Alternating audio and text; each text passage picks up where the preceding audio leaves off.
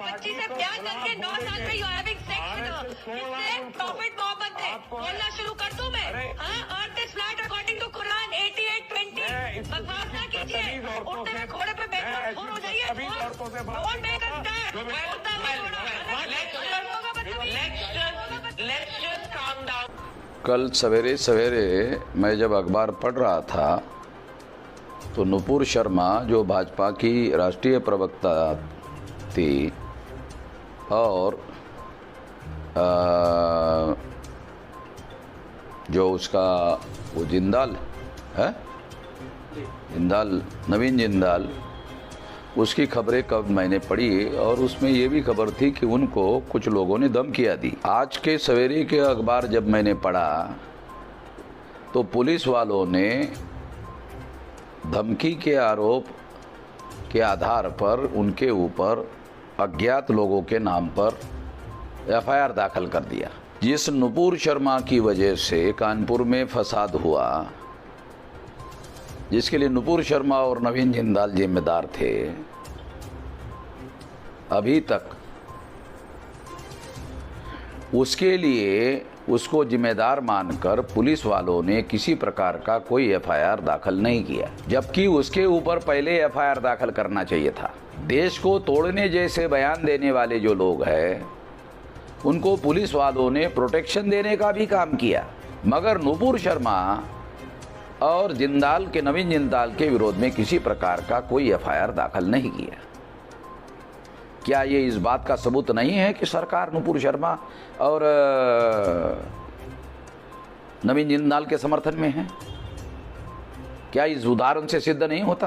क्या कार्रवाई करने की, नौटंकी करने का काम किया, ये बात सिद्ध नहीं होता? इन लोगों की वजह से दुनिया के जो 211 देश है उसमें से 57 जो इस्लामिक कंट्री के देश है उसमें भारत की बदनामी हुई और उसकी वजह से सारे दुनिया में बदनामी हुई। अमेरिका के सीनेट ने भारत के विरोध में अल्पसंख्यक लोगों पर अत्याचार किया जा रहा है, सारे दुनिया के अखबारों में और मीडिया में ये खबर छपी कि भारत में ऐसा हो रहा है। इससे भारत की जो प्रतिमा है वो सारी दुनिया में बदनामी हुई। प्रधानमंत्री जो संविधान के अनुसार देश का पहले नंबर का प्रतिनिधि है, उन्होंने किसी प्रकार का बयान तक नहीं दिया। जो देश का पहले नंबर का प्रतिनिधि है अभी तक कोई बयान नहीं दिया। अगर वो लोग सरकार के प्रतिनिधि नहीं है और उन्होंने अगर गैर कानूनी काम किया तो सरकार ने उनके खिलाफ कार्रवाई करने का काम क्यों नहीं किया? अगर नहीं किया तो सरकार उसके समर्थन में नहीं है, किस आधार पर कहा जाए? ये तो यही कहा जा सकता है। नुपुर शर्मा के ट्विटर को प्रधानमंत्री फॉलो कर रहे हैं, होम मिनिस्टर फॉलो कर रहा है, डिफेंस मिनिस्टर फॉलो कर रहा है, रेल मिनिस्टर फॉलो कर रहा है, भाजपा का राष्ट्रीय अध्यक्ष फॉलो कर रहा है। इसका मतलब फॉलो कर रहा है, इसका मतलब है नुपुर शर्मा जो कह रही है वो कोई गलत नहीं कह रही है, वो बीजेपी की ऑफिशियल पॉलिसी है। वो वही कह रही है जो बीजेपी की ऑफिशियल पॉलिसी है। और अगर वो ऑफिशियल पॉलिसी में बात नहीं कर रही है तो ये लोग उसको क्यों फॉलो कर रहे हैं? मुझे इस बात का भी दुख है, रंज है कि हाई कोर्ट और सुप्रीम कोर्ट ने अगर उनके खिलाफ किसी प्रकार का एफआईआर दाखिल नहीं हुआ और देश की एकता और अखंडता खतरे में पड़ रही है तो हाई कोर्ट या सुप्रीम कोर्ट के चीफ जस्टिस इसका कॉग्निजेंस क्यों नहीं ले रहे? क्या हाई कोर्ट, सुप्रीम कोर्ट के जो लोग हैं वो भी पार्टी लेवल पर बात कर रहे हैं? क्या उनको संविधान के अनुसार अगर कोई कार्रवाई नहीं कर रहा है तो सुप्रीम कोर्ट और हाई कोर्ट के लोगों को पहल करना चाहिए कि नहीं करना चाहिए? अगर करना चाहिए तो क्यों नहीं किया अभी तक? सेल्फ कॉग्निजेंस लेने का हाई कोर्ट और सुप्रीम कोर्ट को अधिकार है, एक्स्ट्रा ऑर्डिनरी पावर उनके पास संविधान ने दिया है। देश का चीफ जस्टिस कह रहा है कि जुडिशरी के फैसलों के बारे में आजकल फैशन हो गया है प्रोपेगेंडा करने का। ऐसा बयान बार बार चीफ जस्टिस दे रहा है। अगर ऐसा बयान चीफ जस्टिस दे रहे हैं तो चीफ जस्टिस ने इसके बारे में और ऐसे बहुत सारी बातों के बारे में सेल्फ कॉग्निजेंस लेने का काम क्यों नहीं किया? अगर लोग, भारत की प्रजा अगर चीफ जस्टिस के इस व्यवहार के बारे में अगर देख रहे हैं तो इसमें गलत क्या है? मैं दोबारा रिपीट करके बोलता हूं, चीफ जस्टिस वर्मा ने बॉम्बे हाई कोर्ट के जजमेंट के विरोध में धर्म और धर्म के प्रतीकों का इस्तेमाल करते हुए चुनाव लड़ने को भ्रष्टाचार घोषित किया था। उसको जस्टिस वर्मा ने, जो चीफ जस्टिस थे, रद्द किया था। उसकी वजह से सारा का सारा समस्या खड़ी हो गई। क्या जस्टिस रमन चीफ जस्टिस है, इसकी समीक्षा करेंगे? देश हित में, राष्ट्र हित में समीक्षा करेंगे? जो मेरे जैसे सामान्य बुद्धि के आदमी को समझ में आ रहा है, चीफ जस्टिस को समझ में नहीं आ रहा है। क्या रंजन गोगोई ने बाबरी मस्जिद के मुद्दे पर, जो मुसलमानों के प्रतिनिधि थे और मुसलमानों के सुप्रीम कोर्ट के बड़े लॉयर थे, उनको पर्याप्त समय दिए बगैर बहस करने नहीं दिया? क्या ये बात सही नहीं है? क्या ये रिकॉर्डेड फैक्ट नहीं है?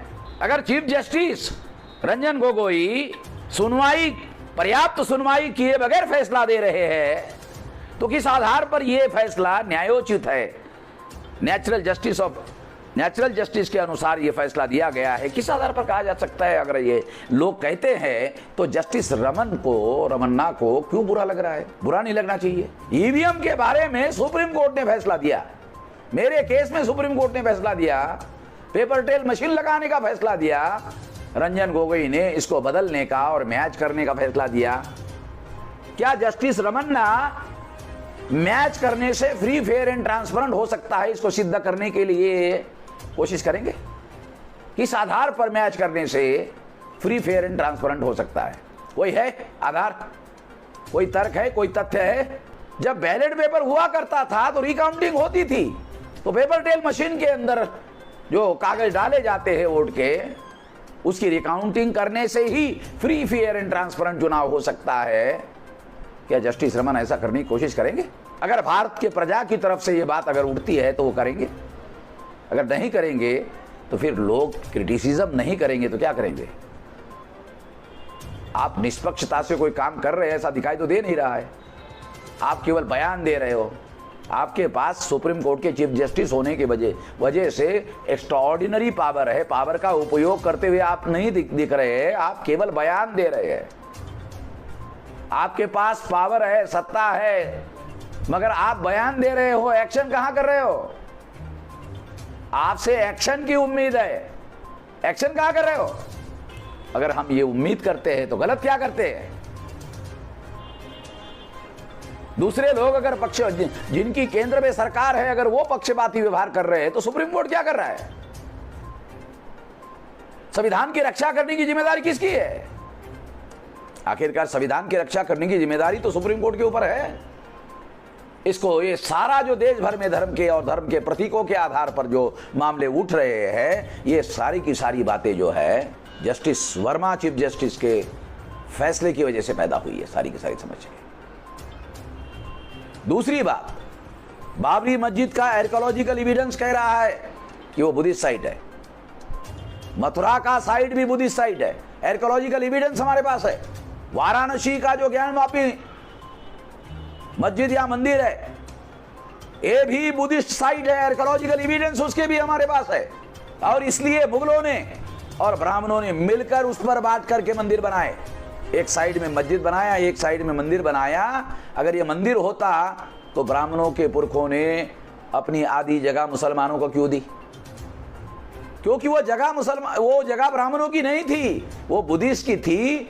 तो ब्राह्मण और मुसलमानों ने आपस में संगत मत करके ये षड्यंत्र करने का काम किया। उस समय ब्राह्मणों के पुरखों ने जो काम किया वो देशद्रोह का काम था। आज देशभक्ति की नौटंकी करने का काम कर रहे हैं। इस नौटंकी को हम समझते नहीं है, ऐसा नहीं है, हमें मालूम है। आर्कियोलॉजिकल एविडेंस हमारे पास है और आर्कियोलॉजिकल एविडेंस फाइनल एविडेंस है। आने वाले समय में इसके बारे में देशव्यापी आंदोलन भी किया जाएगा, छोड़ेंगे नहीं। आर्टिकल 19 के तहत आंदोलन करने का हमारे पास अधिकार है, इसका उपयोग करेंगे संविधान और कानून के दायरे में रहकर। इतना ही कहना चाहता हूं।